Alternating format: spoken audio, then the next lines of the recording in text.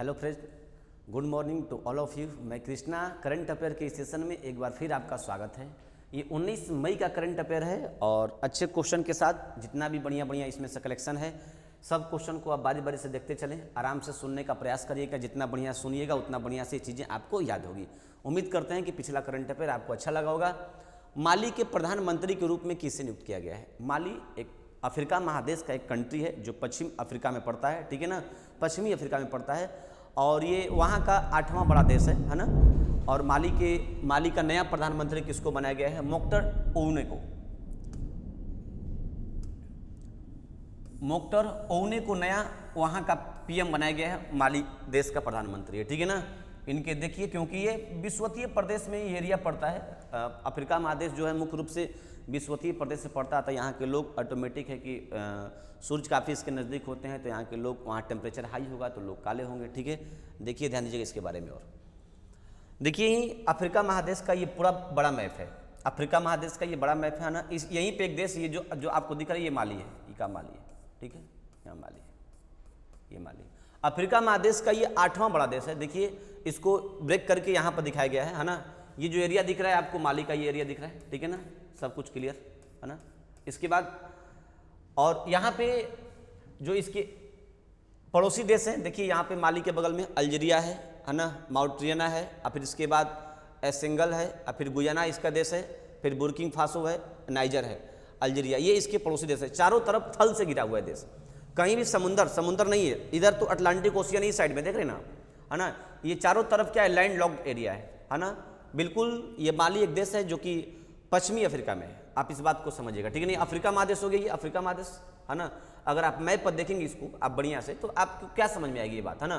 बिल्कुल, अगर इसको मैप में देखा जाए तो ये जो एरिया होगा ऐसे, है ना, तो मुख्य रूप से क्या होगा? ये पूरब, ये पश्चिमी एरिया में पड़ता है ना। माली के बारे में आपने सीख लिया। और देखिए क्या है ये नोट, मोक्टर ओउने को माली के प्रधानमंत्री के रूप में फिर से नियुक्त किया गया है। क्यों?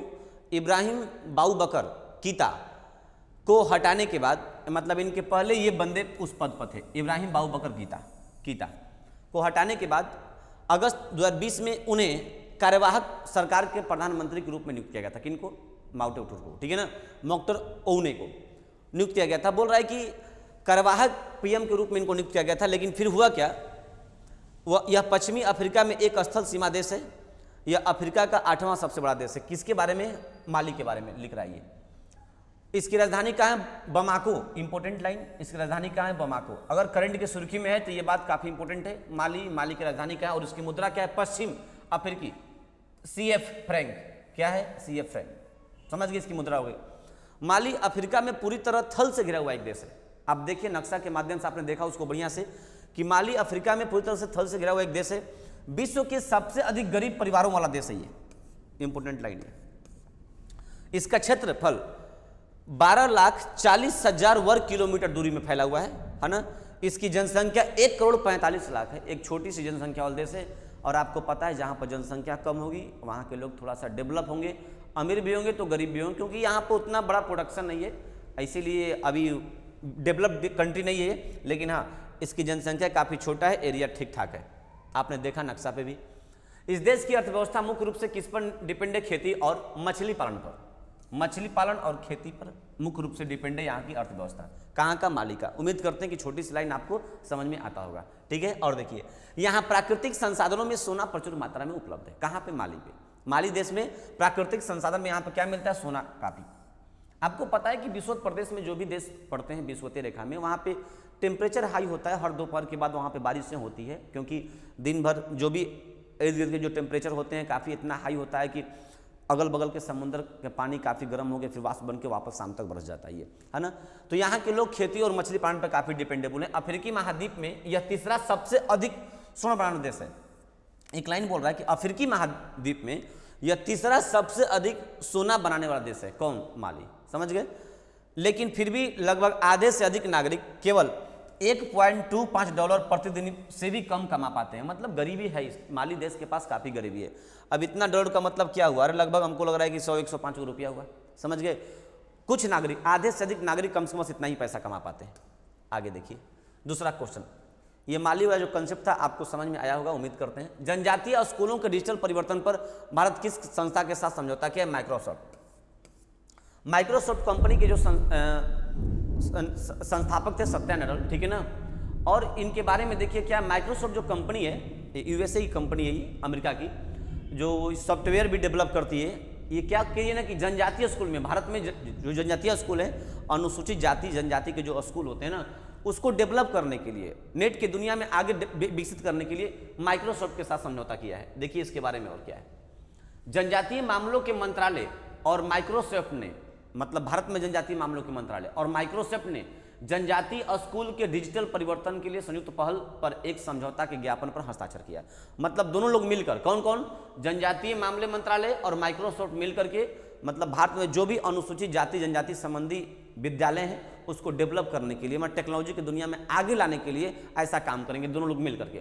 इसमें आदिवासी क्षेत्रों में आश्रम और स्कूल और एकलव्य मॉडल आवासीय विद्यालय की शुरुआत शामिल है। जितना भी होगा सब इसी के तहत होगा। ये देखिए, माइक्रोसॉफ्ट आदिवासी छात्रों के लिए हिंदी और अंग्रेजी में आर्टिफिशियल इंटेलिजेंस पाठ्यक्रम उपलब्ध कराएगी। ये इसका काम है माइक्रोसॉफ्ट का, समझ गए। कार्यक्रम के अंत में शिक्षकों को माइक्रोसॉफ्ट शिक्षा केंद्रों में ई सर्टिफिकेट और ई बैज भी प्रदान किया जाएगा। मतलब जो टीचर इससे जुड़ जाएगा और जो टीचर इसमें काम करेगा उसको ई सर्टिफिकेट भी मिलेगा। जनजाति मामले के मंत्री कौन है? अर्जुन मुंडा। माइक्रोसॉफ्ट के सीईओ कौन है? सत्या नडेला। सत्या नडेला इसके सीईओ, कार्यकारी अधिकारी कौन है माइक्रोसॉफ्ट के? सत्या नडेला। माइक्रोसॉफ्ट का मुख्यालय कहाँ है? रेडमंड वाशिंगटन, संयुक्त राज्य अमेरिका में। समझ गए? क्वेश्चन नंबर 3 ध्यान दीजिएगा, बढ़िया क्वेश्चन शानदार है। अंडर सी, सी का मतलब समुद्र होता है, समुद्र के अंदर।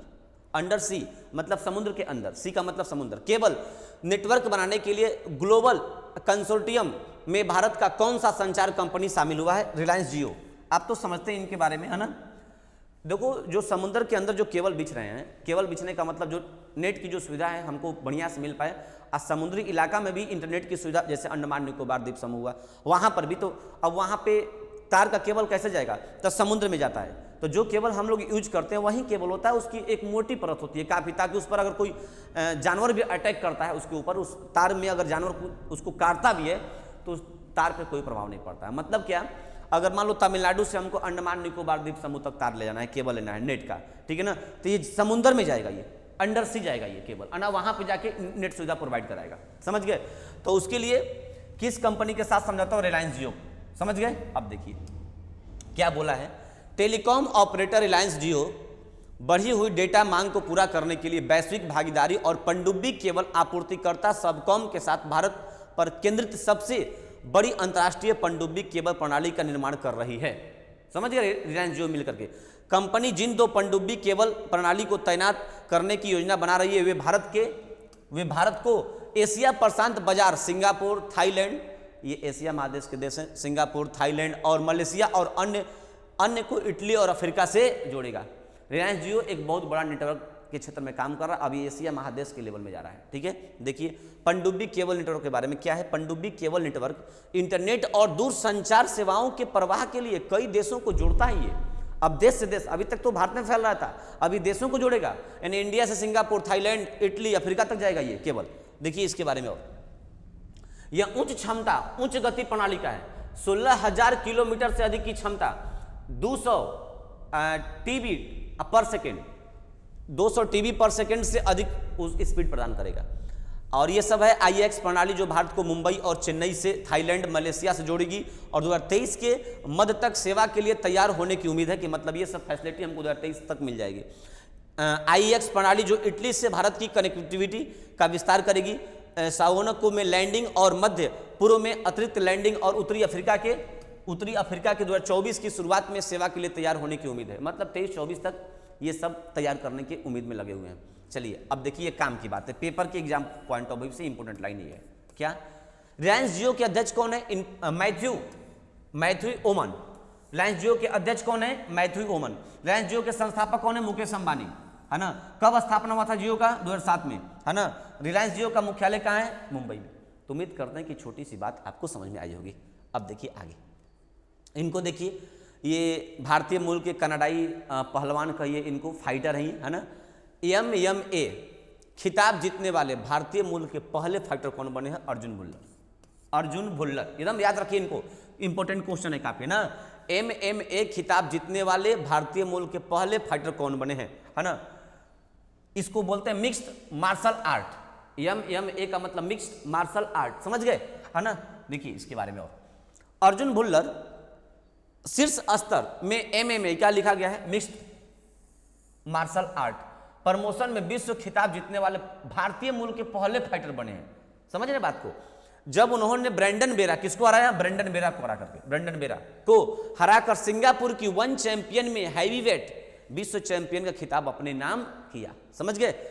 वेरा को हराकर भुल्लर ने फिलिपिनो अमेरिकन के 5 साल से जारी चैंपियनशिप में विजय रथ को क्या किया, रोक दिया, वरना ये वेरा हमेशा जीतता था, समझ गए।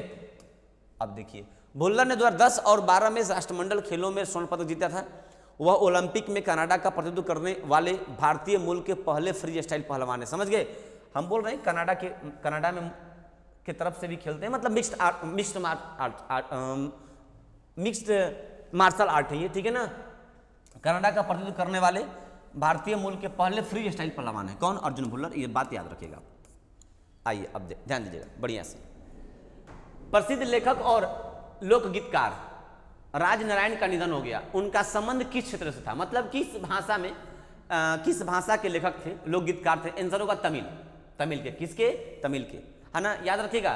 राजनारायण सिंह का निधन हुआ है, तमिल भाषा के लोकगीतकार और क्या थे, लेखक थे, है ना। इनका निधन काफी फेमस, काफी मशहूर, इसीलिए करंट की सुर्खी बन चुके हैं ये। नोट, प्रसिद्ध तमिल लोकगीतकार और प्रशंसित लेखक राजनारायण का निधन हो गया है, ठीक है ना। इनका संबंध तमिल से था। उनके तमिल अध्याक्षरों द्वारा कीरा के नाम से प्रसिद्ध उनके करिसल साहित्य के अग्रदूत के रूप में जाना जाता है। इनके बारे में थोड़ी सी एक लाइन है, क्या है, आप बात को जरा समझिएगा बढ़िया से। उनके तमिल अध्याक्षरों द्वारा कीरा के नाम से प्रसिद्ध उन्हें करिसल साहित्य के अग्रदूत के रूप में जाना जाता है। कीरा को उनके उपन्यास गोपाल पुरथू मक्कल के लिए 1991 में क्या हुआ था, साहित्य अकादमी पुरस्कार से सम्मानित किया गया था। बहुत इंपॉर्टेंट लाइन है, समझ गए बात को। वह लघु कथाओं, उपन्यास, लोक कथाओं और निबंधों के एक प्रख्यात लेखक थे। उन्होंने 30 से अधिक पुस्तकें प्रकाशित की है। इतने फेमस व्यक्ति थे कि तमिल के क्षेत्र में बहुत बड़ा काम किए थे। तमिल के क्षेत्र में समझो, भाषा में अगर आपको साहित्य पुरस्कार मिल गया तो आप एक बहुत बड़े हस्ती के रूप में होते, याद रखिएगा इनको, राजनारायण को, ठीक है। चलिए देखिए, भारत का पहला कृषि निर्यात सुविधा केंद्र का शुभ आरंभ किस शहर में किया गया, पुणे में। बहुत खूबसूरत क्वेश्चन है, बहुत खूबसूरत क्वेश्चन, ठीक है ना। पहला शुभारंभ क्या किया गया है, पुणे में। अब देखिए इसके बारे में और, Maharashtra chamber of commerce industries and agriculture ने national bank for agriculture and rural, NABARD जिसको बोलते हो, नाबार्ड के साथ ये संस्था मिलकर के पुणे में भारत का पहला कृषि निर्यात सुविधा केंद्र खोला है। ये इंपोर्टेंट लाइन, समझ गए। और क्या बोल रहा है, कृषि क्षेत्र में निर्यातकों के लिए वन स्टॉप सेंटर के रूप में काम करेगा और साथ ही वैश्विक मानकों के अनुसार इस क्षेत्र में कृषि निर्यात को क्या मिलेगा, बढ़ावा मिलेगा। तो आप केवल इतनी बात याद रखिए कि MCCIA, Maharashtra chamber of commerce industries and agriculture ने national bank for agriculture and rural development, NABARD का फुल फॉर्म बहुत बार पेपर में आता है, इसके साथ मिलकर के भारत का पहला कृषि निर्यात सुविधा केंद्र शुरू किया गया है। याद रखेंगे ये लाइन, और कुछ भी नहीं। केंद्र अपने विशेषज्ञों के माध्यम से संभावित निर्यातकों को कृषि निर्यात की फार्म टू फोर्क श्रृंखला के विभिन्न प्रासंगिक पहलू पर मार्गदर्शन करेगा। चलिए, ये कोई इंपोर्टेंट लाइन नहीं है ना। यहाँ पर देखिएगा, नाबार्ड की स्थापना क्या है, 12 जुलाई 1982 को। ये काफी इंपोर्टेंट है, बहुत बार पेपर में आ चुका है। नाबार्ड का मुख्यालय कहाँ है, मुंबई में। करें नाबार्ड के अध्यक्ष कौन है, GR चिंताला वर्तमान में, ठीक है। तो ये 3 लाइन आपके लिए काफी कारगर सिद्ध होगी आने वाले पेपर में। चलिए, अप्रैल 2021 के लिए भारत की WPI मुद्रास्फीति बढ़कर कितना हो चुकी है, 10.49%। बहुत खूबसूरत क्वेश्चन है। अप्रैल 2021 के लिए भारत की WPI मुद्रास्फीति बढ़कर कितना हो चुकी है, इन्फ्लेशन, मुद्रा इन्फ्लेशन कितना हो चुका है, 10.49% हो चुका है। उसके बारे में छोटी जानकारी। उद्योग संवर्धन और आंतरिक व्यापार विभाग, जिसका फुल फॉर्म है development for promotion of industries and internal trade, ने हाल ही में अप्रैल 2021 माह के लिए भारत में थोक मूल्य जारी किया है। थोक मूल्य जारी कौन करता है, ये संस्था जारी करता है, जिसका नाम है उद्योग संवर्धन और आंतरिक व्यापार विभाग। अब देखिए, अप्रैल 2021 के महीने के लिए मुद्रास्फीति की वार्षिक दर 10.49% थी। अप्रैल 2021 के महीने के लिए WPI 128.1 रहा। WPI की गणना के लिए आधार वर्ष 2011-12 तय किया गया, मतलब 11-12 को आधार मान करके अभी तक से WPI की गणना की गई है। अब देखिए क्या है इसका मुख्य कारण। मुख्य रूप से कच्चे पेट्रोलियम की कीमतों में वृद्धि होने के कारण महीने में मुद्रास्फीति की दर क्या हुई है, अधिक हुई है। उस संस्था का कहना है कि जो कच्चे पेट्रोलियम तेल का जो कीमत बढ़ा है उसी के कारण मुद्रास्फीति क्या हुई है, अधिक हुई है, जिससे देश में पेट्रोल और डीजल की कीमतों में क्या हुई है, वृद्धि हुई है। यही कारण है, ठीक है। इसके अलावा कीमतों में वृद्धि विनिर्मित खाद्य पदार्थों की लागत से वृद्धि के कारण है, जैसे कि सरसों तेल काफी महंगा हो चुका है।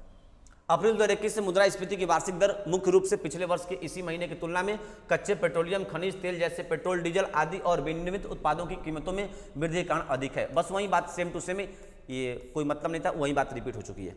WPI खाद्य सूचकांक क्या होता है, देखिए WPI खाद्य सूचकांक में निर्मित उत्पादन समूह के खाद्य उत्पाद और प्राथमिक वस्तु समूह की खाद्य वस्तुएं शामिल होती है। समझ गए। WPI खाद्य सूचकांक मार्च 2021 में 153.4 से बढ़कर अप्रैल 2021 में 158.9 हो गया है। अप्रैल में वृद्धि दर 7.58 और मार्च में 5.28% है। अप्रैल 2021 के लिए भारत की WPI मुद्रास्फीति बढ़कर कितना हो चुकी है, 10.49%। ये लाइन काफी इंपॉर्टेंट है, आप याद रखिएगा। अप्रैल में खुदरा महंगाई दर कितना है, 4.29% है। तो ये तो नहीं पूछता है पेपर में, खुदरा महंगाई दर पूछ लेता है, इसके बाद ये मुद्रास्फीति। बाकी आप मत याद रखिए खाली दो बात कि अप्रैल महीना में भारत का मुद्रास्फीति दर 10.49% और खुदरा महंगाई दर 4.29%। बाकी कोई बात आपको नहीं देखनी है। समझ गए। उम्मीद करते हैं कि आपको ये बात अच्छी लगी हो, ठीक है ना। फिर मिलते हैं नेक्स्ट वीडियो में। Thank you, bye bye.